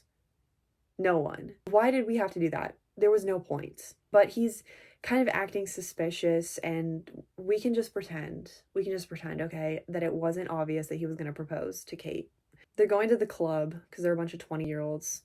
In the club, we all fam. Before they leave to go to the club, Anna has to check with Christian that like her outfit isn't too revealing because she doesn't want Christian to be mad at her. Imagine literally not being able to wear what you want because like it could be too revealing. So she like calls Christian into the bedroom where she's changing, and she's like, is this okay or is it too short? And Christian sees her dressed up. Guess the next move. He fingers her a little bit. Let me pop one in really fast, guys. Someone put him down. When he's doing it though, okay, he's like, this is mine. I don't want anyone else to see this. Genuinely, how do you write this and go, yeah, this is it right here. I'm gonna publish this. At the end of the chapter, because the Gray brothers have some kind of issue with getting married too soon, Elliot proposes to Kate. Everyone moves so fast in this book, and I don't understand why. Can we normalize dating people for like longer so you actually get to know who they are? Kate says yes to the proposal though, and everyone's so excited. Whoopee! And then, celebration time, they go clubbing, and Anna, she is like, she's dancing, and she gets felt up by some freak, and she slaps him, and Christian decks him. because he's like, don't touch what's mine. Then they go back to dancing and everything's fine. What makes it even worse is that afterwards, they go back to the house. She's talking to Christian and she's like, "You're not mad at me, right? For literally getting assaulted. You're not mad at me for getting assaulted, right?" It's the fact she had to ask, because he's like, "No, I'm not mad at you." But the fact she has to ask. And the fact that I didn't know if he was gonna say no. He's like, "No, I'm not mad at you." And she's like, huh, phew, not mad at me. This is progress. Imagine the progress in your relationship.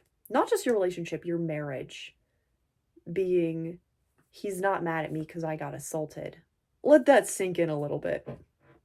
Dare I say the progress is not progressing. Literally going from like just straight up abusive behavior to not being mad at someone, not victim blaming someone is not progress. Like, genuinely, what? Like, I guess it's progress, but it is not worth celebrating. But she goes to bed feeling happy because they've made progress. They're making progress. That is so sad to me. So chapter 15, and they're still at the like vacation house, and they like Christian and Anna, they play out a fantasy of Christian subduing Anna. So like rape fantasy. Hmm. Why do you want to subdue someone who's fighting against you in a sexual manner? You can talk about not yucking anyone's yum, but I'm gonna yuck it. After that, they go back to Seattle and back to the real world. I don't know. I feel like they kept kind of just throwing things at us it was like little comments that Anna would make or something, and then they just move on really fast. Like Anna was thinking, maybe Christian needs a family of his own since he's always so relaxed when he's with his family. Which is, that's not what that means. How do you see his behavior and you see that he is comfortable with his family and you say he needs a family of his own? How is that 1 plus 1 does not equal 4? But the chapter is basically like a spice scene and then a bunch of time skips, which they do it by doing the same thing they did earlier with the New York time skip, where it's like one email sequence to another to another.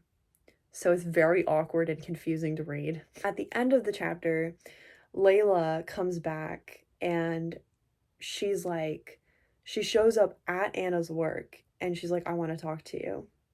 So I wonder what's gonna happen. Anna decides to talk to her even though she could potentially be dangerous, because like last time she was there she had a gun. But they talk. There's another woman with her whose name is Susan, and she was also a sub for Christian at one point, and they call themselves the Sub Club. And I'm not making this up. The Sub Club. That is devious. Why do you need a name? Especially because I feel like it's only the two of them. So can you just not be friends without a name? The reason why she's there is because she wants to thank Christian for helping her, because after her whole like mental breakdown that happened in book 2, basically he got her to art school. So he took her to the hospital, he paid for her to get mental help, and he got her in art school. So she's like doing a lot better because of him. And he won't talk to her, but she's just trying to say like, thank you. Thank you. Thank you.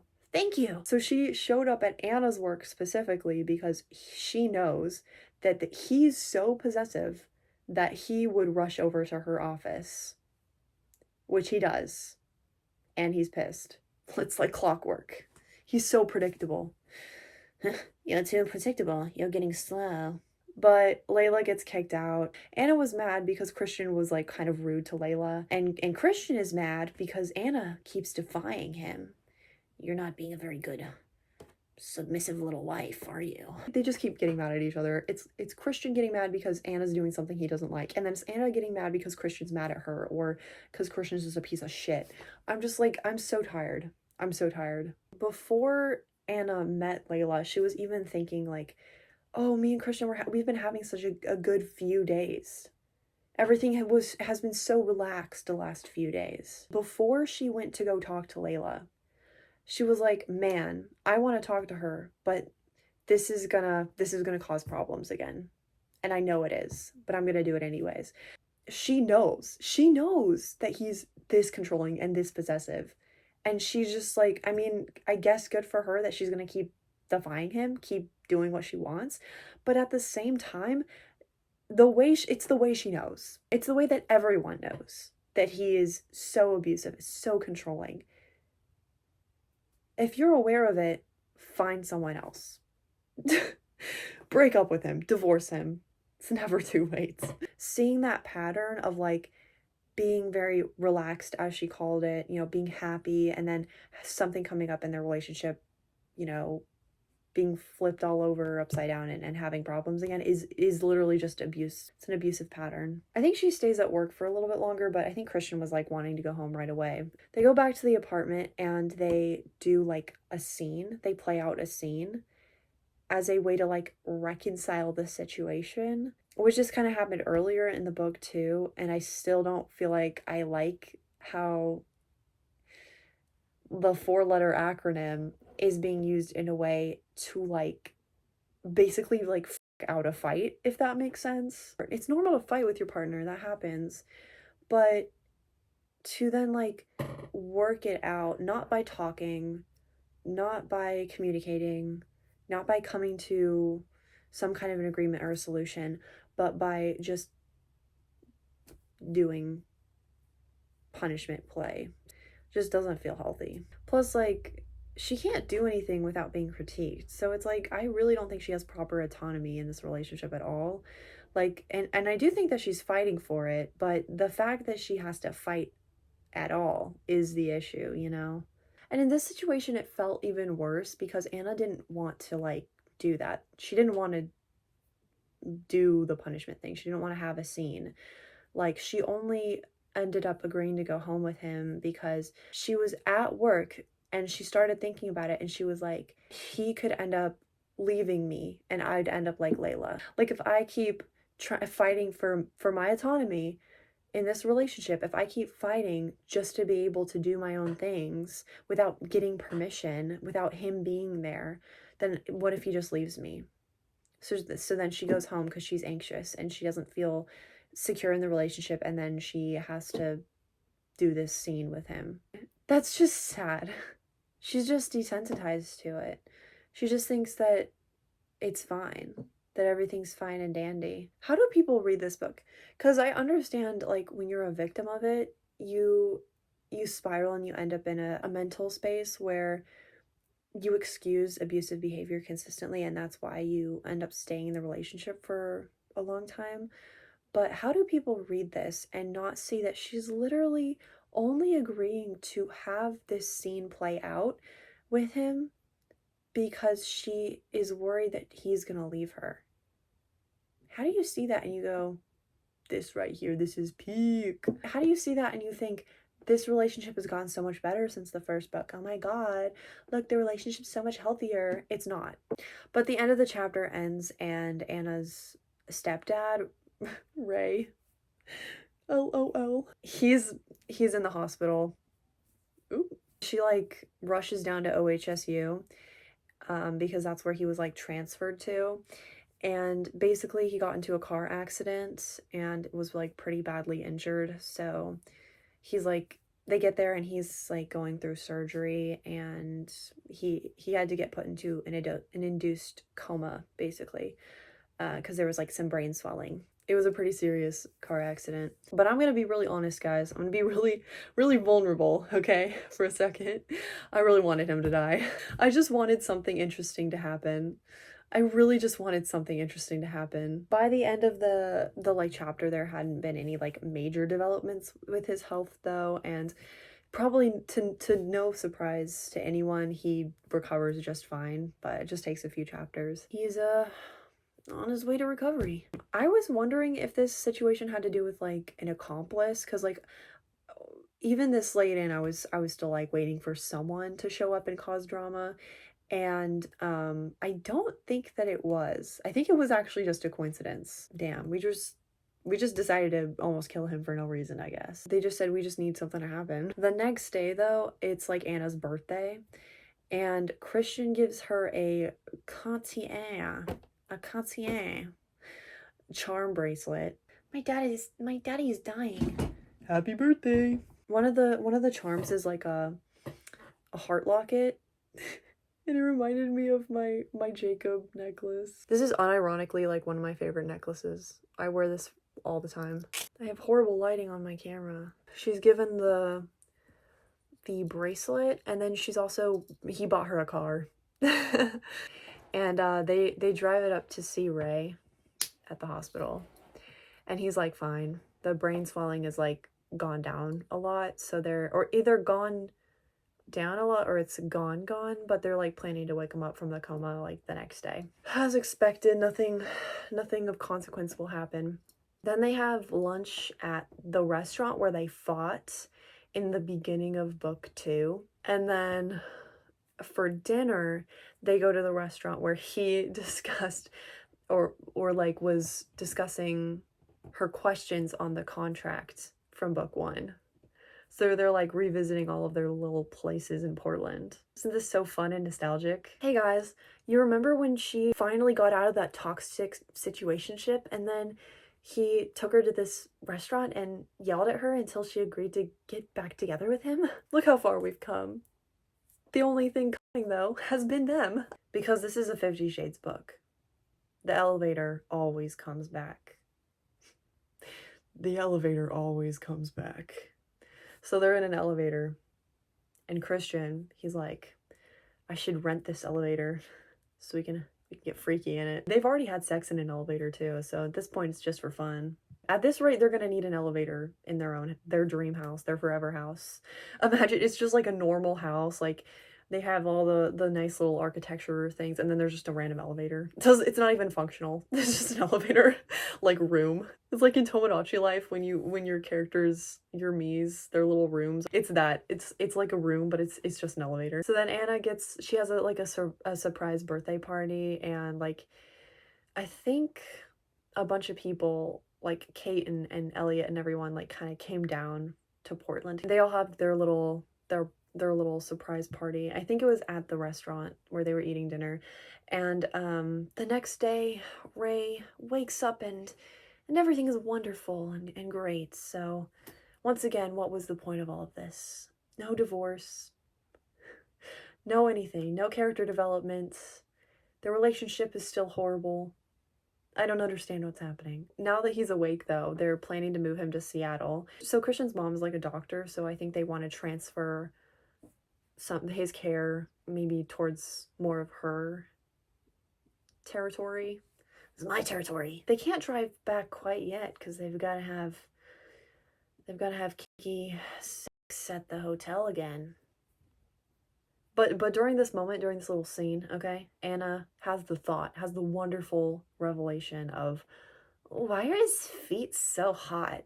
Hot as in like sweaty? Damn, why are his feet so sweaty? He's like a hobbit. He whips them out. They're 2 times the size they should be, and they're covered in hair. But then after their little scene, Anna's like, oh, I just love you, Christian. And he's all like, nobody loves me. Why does he keep doing this? He's literally like, his family is so nice. His family is so nice. They're so chill. And they love him. I hate him, so if it makes you feel better, Christian, you do have one hater, and it's me. But like, everyone in his family loves him and cares about him. He's married, and despite what a piece of shit you are, Anna still loves you. So genuinely, like, this entire insecurity of, I mean, like, nobody loves me. I'm just an alpha wolf. It's so juvenile to me. It's so dumb. And at this point in the book, we're almost done with the book, and you're still feeling like this for no reason. I know that like when you have trauma too, like when you have childhood trauma, like brains do weird things and it can convince you that, you know, certain situations are like different than how they actually are, but it doesn't even feel like it aligns with the trauma that he has, because literally what happened was that his mom died. So I feel like it'd make more sense if he had like a fear of abandonment. But this doesn't read like that. This reads like nobody really loves me. They just say they love me kind of a thing, you know? Like genuinely this is not even like this doesn't even make sense. At 28, at your big age, having self-esteem issues is different than your wife being like, "I love you," and you're being like, I don't think anyone loves me." Get out. One of the detectives that was working on the case, is working on the case still, with the Jack situation. He drives to Portland, like from Seattle, he drives to Portland to talk to Anna about it, and Jack is like trying to press charges, and he's trying to claim that Anna sexually harassed him, which is like, it's obviously the other way around. And I was sat here reading this and I'm like, is this even relevant? Like, what are we even doing? I feel like this was just us fumbling about trying to come up with something, and we landed on something that ended up being completely unrelated to this. So it's or it's like we're trying to make it be like, oh, they're still relevant. They're still potentially out there. I know that. I know that. I'm not dumb. I know that there's going to be more because you literally resolved the entire conflict in like chapter 9 or 10. Duh. We had like half the book left and you're trying to tell me that nothing else is going to happen with the antagonist? You're bullshitting me. Guess what happens? You won't even believe it. The most cliche thing that can ever happen. Take a gander. Anna finds out she's pregnant. I'm genuinely surprised it took this long. I was expecting it the entire book. Like from chapter 1, I was expecting it, especially because we skipped like ahead like by a month. I was fully expecting it to happen like 5 chapters in. Christian, he should not be a dad. But Anna is like freaking out because she didn't want to get pregnant, and you know, Christian doesn't want to be a dad, at least not right now. And she's just like, I'm not ready. He's not ready. This is like not a good time for this. But then she goes from thinking like, this is a lot of information for me to process and I'm stressed because I don't want to be pregnant right now. She instead of freaking out about that, she starts freaking out about what Christian's going to do when he finds out, because she does not feel safe with him. And every single thing that she's ever thought has led me to believe this very strongly. How do you not even trust your husband enough to feel comfortable telling him that you're pregnant? I mean, to each their own, you don't have to, but there is solutions. You could get an abortion. So, like, at the end of the day, worst comes to worst, you get an abortion. But you don't even feel comfortable telling your husband so that you can figure it out. You don't even feel comfortable having a conversation because you know that he's going to be mad at you. Mad at you for something that's technically also his fault. So she kind of avoids it for a little while, but eventually she has to tell him, and he flips out. He does flip out. And she's sitting there like, I knew this was gonna happen. He has a literal crash out in which he's like, we've known each other for 5 fucking seconds. Yeah, I know that. You guys literally, this is what happens. This is what happens. This is what happens. This is what happens. This is what happens when you get married within literally months of knowing each other. It's like, now it's a problem. Now it's a problem that you don't know each other. And like, it wasn't a problem when you got engaged. It wasn't a problem when you rushed the wedding to be literally to happen within a month. It's only a problem now. Get out. Get out. This whole situation was handled so horribly, and I'm actually livid. I hate how he literally manages to make Anna feel unsafe whenever something doesn't go his way. It's like something will be a little bit wrong and he freaks out every single time and gets mad at her. And like, it's like if he can't control her in a specific way, or like when something that he doesn't like happens, he just goes into a rage, and Anna just has to take it. And like genuinely, how and why do we keep making this situation seem like it's so romantic and so ideal and desirable? Like, Christian is consistently showing how abusive he is. He's not hiding it. He is consistently showing how abusive he is. And he still is continuously like, doing this behavior. And I just hate with a passion that every time something happens, Anna literally just has this thought process of, it's okay because I love him. He's just like that. We're going to figure it out. She's literally sitting there after their argument, worrying that he won't come back because he left. He left. He crashed out and he left the apartment. He had to leave. That is not and has never been a healthy marriage.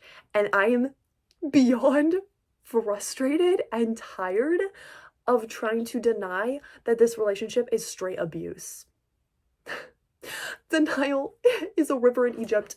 Your husband is abusive. And then he gets come back to the apartment a little bit later and he's drunk. And to make it even worse, we find out that he was talking to Mrs. Robinson, the pedophile, his ex-abuser. She literally puts him to bed because he's like drunk. They end up arguing about it the next day. And he's like, why are you so mad? I'm not gonna see her again. Like, I was just like, I was like, it was closure, you know, basically is what he's trying to say. He's like, I wasn't cheating on you. We didn't do anything. We just had a few drinks and I am not going to be seeing her again. And she's just like, how can I trust you? Genuinely. How are you supposed to trust your partner when something happens and you go out and you meet your ex-abuser and get drunk and come back in the middle of the night instead of talking to them? But they're having this heated conversation and she's like, I do choose this defenseless baby over you. That's what any loving parent does. That's what your mother should have done for you. And I am sorry that she didn't, because we wouldn't be having this conversation right now if she had. But you're an adult now. You need to grow up and smell the coffee and stop behaving like a petulant adolescent. You may not be happy about this baby. I'm not ecstatic given the timing and your less than lukewarm reception to this new life, this flesh of your flesh, but you can either do this with me or I'll do it on my own. The decision is yours. While you wallow in your pit of self-pity and self-loathing, I'm going to work, and when I return, I'll be moving my belongings to the room upstairs. I'm sopped. I love when she just loses it and she's like, she just puts her foot down. That's it. I'm putting my third leg down. But she does end up going to work and they're fighting for the rest of the chapter. And the chapter ends and Anna's like, she gets a call from Mia, which is Christian's sister, and it's like, dun dun dun, it's Jack. Implied that he kidnapped her. Implied that he kidnapped Mia. How did he get out of jail? You'll never guess. I don't even know what they said. I don't even remember how he got out of jail. He dug his way out like a little mole. So Jack is like, he's talking to Anna on the phone and he wants $5 million. So it's kind of like a usual, you know, like hostage situation, give the kind of thing, you know, he's like, give me the money, don't tell anyone or she gets it, and, you know, come alone. Very basic, very expected. But yeah, so Anna runs off and she goes to the bank and she's like withdrawing money, and she's doing all this without telling Christian what's going on because, you know, he literally said, I'm gonna kill her if anyone finds out. And the bank calls Christian when she's kind of trying to do this because they are like, this is kind of weird, this is suspicious, like, I know you're his wife, but like, does he know that you're here? Like, this is a lot of money to be drawing out. And she only has like, I think 2 hours to do all of this, or like the girl gets it, you know. So they call Christian though, and then she ends up talking to Christian on the phone and she's pretending like she's gonna take his money and leave him because she doesn't want him to be involved with the kidnapping situation. At least not right now, right? She's trying to like just get the money, take care of it, save Mia, and then like they'll be fine. It was so much like how you would expect it to go. I basically guessed exactly how this was gonna go because you don't need a lot of thinking powers to figure it out. I just knew that we were gonna have some kind of a scene where, because now she's pregnant, now that we know she's pregnant, she's like gonna confront the ex-boss, she's gonna confront Jack, and she's gonna be worried about the baby, and then something's gonna happen, and she's gonna be like, oh no, my baby, and that's literally what happens. And he like kicks her, and I don't remember where he kicks her, but maybe it was the stomach, I don't know. He kicks her though, and she's like, she falls onto her side, and she's like, oh no, my little blip, which is what she nicknames the baby. Blip, my little blip. Devious nickname for a baby, by the way. Yeah, so she's like laying on the side. She gets the money, she goes, takes care of the whole thing, gets kicked, like I said. She's laying on her side and she's just like, my baby, I'm so worried. And then shocker, hold your breath. Christian and his security team show up before Anna passes out, so everything's fine. Wow, can you believe it? The whole book leading up to that one chapter was the most stereotypical chapter of like a hostage situation that you'll ever read in your entire life. So the next chapter, Anna is kind of like, she's in the hospital, she's in and out of consciousness, and I don't know, everything's fine. Literally, like, everything's fine.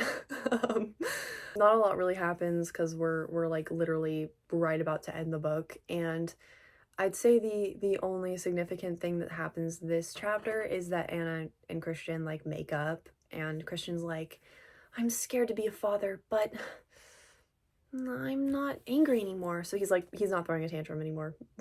I guess. Progress. They're like, we're gonna figure it out together. I don't want either of them to be parents. Christian, he's kind of trying to explain his whole situation with Mrs. Robinson with visiting her. And he's like, when I saw her, it shifted my perspective. He didn't like mean to meet up with her. It was like they ran into each other because he was like walking and he kind of just ended up at the salon that she works at. She happened to be there and she was like, do you want a drink? You know, and one thing kind of led to another, and he was just like talking with her and kind of catching up a little bit. And he was like, I, you know, finally realized in that moment that what she did was wrong. And I don't know. What? You'd think that you would have figured that out earlier. Because she literally touched you when you were 15. Anna forgives him, so everything's fine. And then they go home, and Anna has like a good cry, because, you know, we're doing the hurt/comfort thing at the end of the book. And Christian's like, it's okay now. I'm here, it's okay. That kind of stuff. Christian doesn't want to have sex with her right now because she's hurt and she's healing, and she's just like, whatever. The priorities of this book baffle me. It baffles me. But Anna's taking a nap at one point, and Christian's like talking to the detective, and he finds out that like Jack lived with him. So like Jack and Christian were like living together very briefly. It was like just before Christian was adopted by his family. He was at a house for like 2 months, and Jack happened to be there at the same time because it was just a foster family, you know, they were fostering 2 kids. And that's why Jack hates Christian so much, because he could have lived that life. It could have been him that got adopted by Christian's parents. You know, he could have been the rich millionaire CEO, but so he was just jealous, and that's why he was targeting him and tried to attack his family and stuff. And I like kind of convinces Christian to talk to his family about everything, and so he does. I don't even remember what he was talking about, to be honest.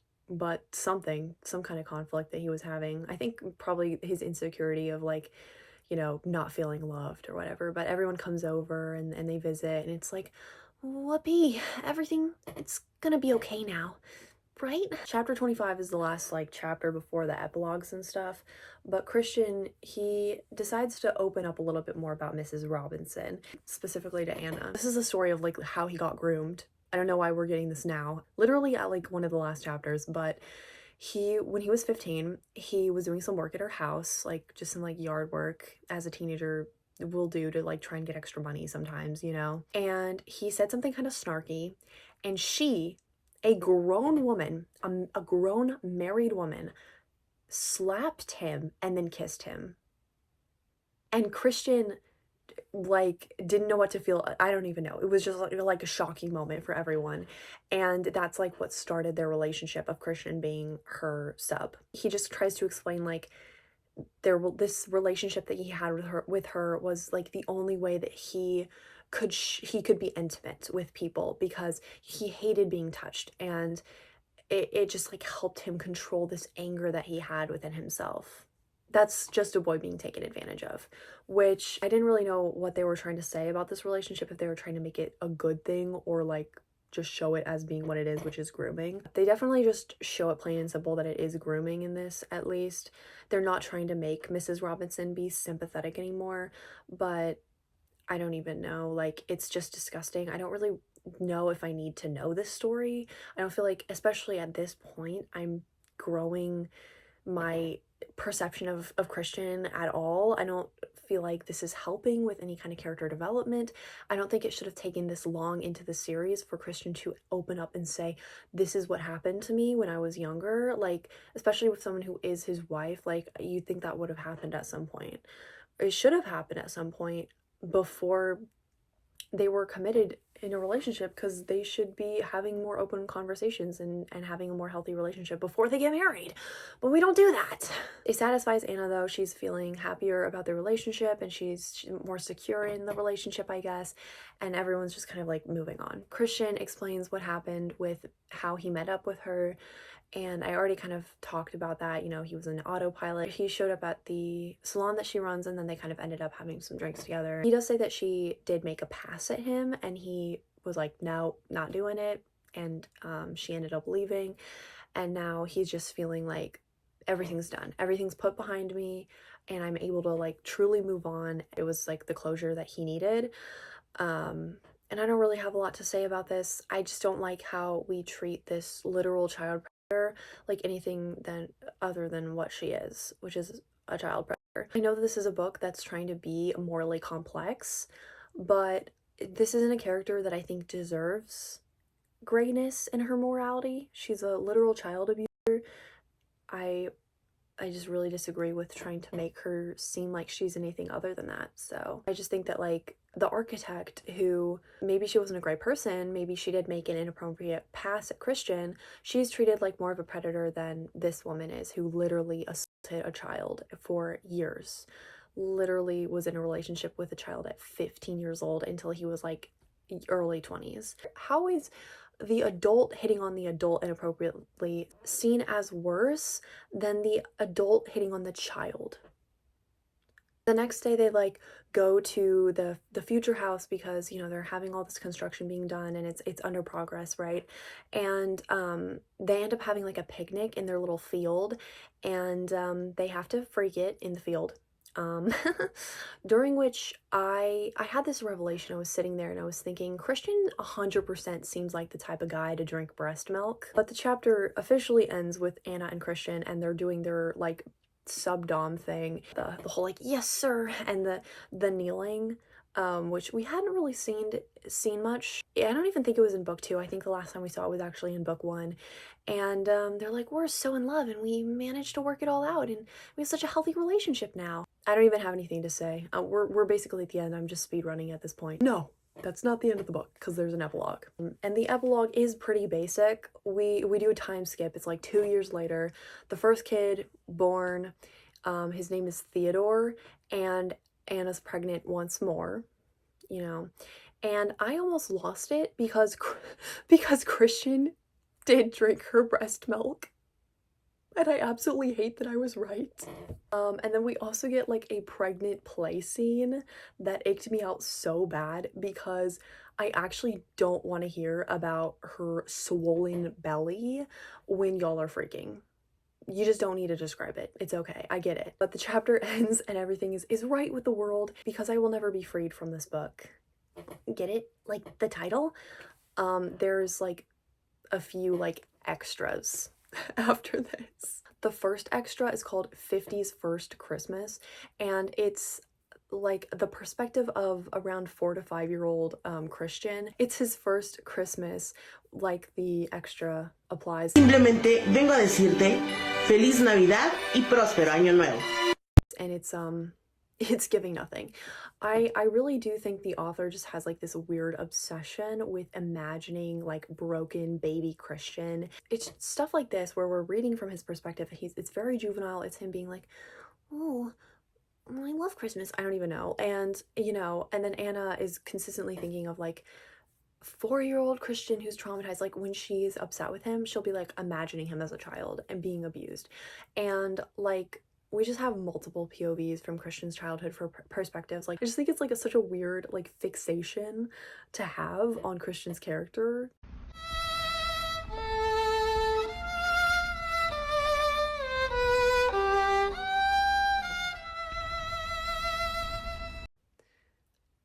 I don't like it. But then the last extra, the final last extra, the last thing in the series is Christian's POV for the first like 2 chapters of the book. And it's pretty boring because you already, you know, if you've read the first book, which I imagine you have if you're reading the third, but it's literally just, you know exactly what's happening. You've already seen what's going on in from Anna's perspective, so it's literally just you're seeing his thoughts, and they are actually disgusting because he's horny the entire time and just objectifying her for 20 pages. That's all that it is. And I know that there's 3 more books written from his perspective of all of the stuff that happens in the 50 Shades series. I will never be reading it, but I imagine that's what this is like. He's not just objectifying her, he's specifically having that thought process of like, I really just want to fuck her. I really just want to like make her submit to me, and it's just really disgusting. He has no respect for her in the beginning of the series, and I actually hate that so much.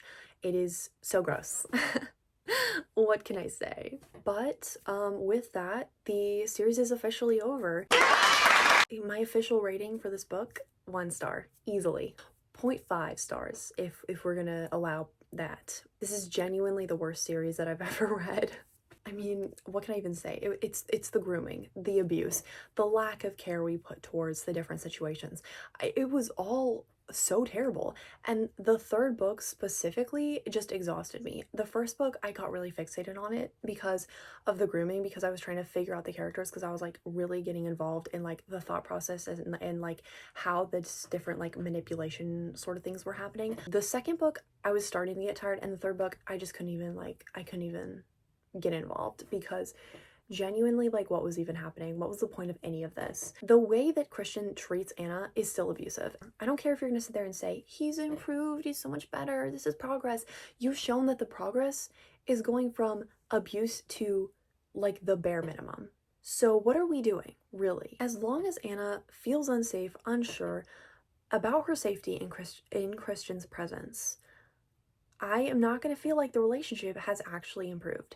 His behavior is consistently toxic and disgusting, and that hasn't changed at all. And, you know, showing me a little epilogue where he's a happy father doesn't make me feel that much better, because I feel like knowing these characters and reading these books, in a few days they're gonna get into a fight and she's gonna feel unsafe again, because that's what happens. And like when it comes to the characters, the main characters, but also the side characters, like it's just also interesting to me. Like we really didn't try to even fit like a romantic development in for Ethan and Mia, Christian's sister and Kate's brother, because they have kind of like a weird situationship going on, and you see it happening and kind of developing in the background, but we don't even address it. And I honestly think it's kind of funny that we just ignore it. To me, it just shows how little care we actually put into these characters. We just have things happen to happen, and like the main characters are no exception to this. All of the characters were very poorly written. As I've talked about, I've just yapped about for for so long of how abusive they are towards each other, and just everything. It's just really bad. Last thing that I'll say specifically about this book is that once again I hated how they handled Christian's trauma. Um, that kind of excuse of being like, oh, he's emotionally immature and he just needs some help, like, you know, sorry he's abusive, he's just working through some things. That kind of excuse is not going to fly. That's like, that is beyond frustrating, as I've just said so many times, so I'm not going to repeat what I've been saying. We seem to almost like fetishize and just we really heavily rely on this kind of trauma that he has, and Anna is so infatuated with him because he's so broken and he needs her. Christian's continuously abusive and he's allowed to do that because he's traumatized, and then Anna is infatuated with Christian's trauma and likes that he's traumatized, probably again because that means that he relies on her more because they've basically built a codependency. And it's just like I just, it's all really bad. Thanks. Moral of the story for this book, even though this was supposed to be the final installment in the series that fixed the relationship and made everything feel happy and good and yummy in the world, it did none of that, and nothing has actually really changed at all. This book is called 50 Shades Freed because it's supposed to be like he's freed from this past and he's been freed into the world to live a happy life again. Do I agree that that happened? We can pretend. We can pretend, but the answer is no. I think I'm the only one who's been truly freed because I would never have to be thinking about or dealing with or interacting with this series ever again. And I will be donating my books because even though I thrifted them for like $3, I don't want them. At the end of the day, I really enjoyed posting these videos, making these videos, editing these videos, and I'm really grateful to anyone and everyone that has watched them though. So I sit here and complain and I'm like, why am I doing this? But I'm doing it because it is fun for me, and I am going to be trying to keep posting videos every once in a while in the future, so I hope that you'll continue to stick around for my other book rants and support the channel. Like I said in the beginning of the video, please consider liking and subscribing. It really means a lot to me to know that there are people that enjoy this content and want me to keep posting, so thank you so much. I hope you have a wonderful rest of your day, and I hope this video was entertaining and that you feel satisfied knowing what 50 Shades is about and that you will never ever read the series. Thank you so much for watching. I'll see you in the next video.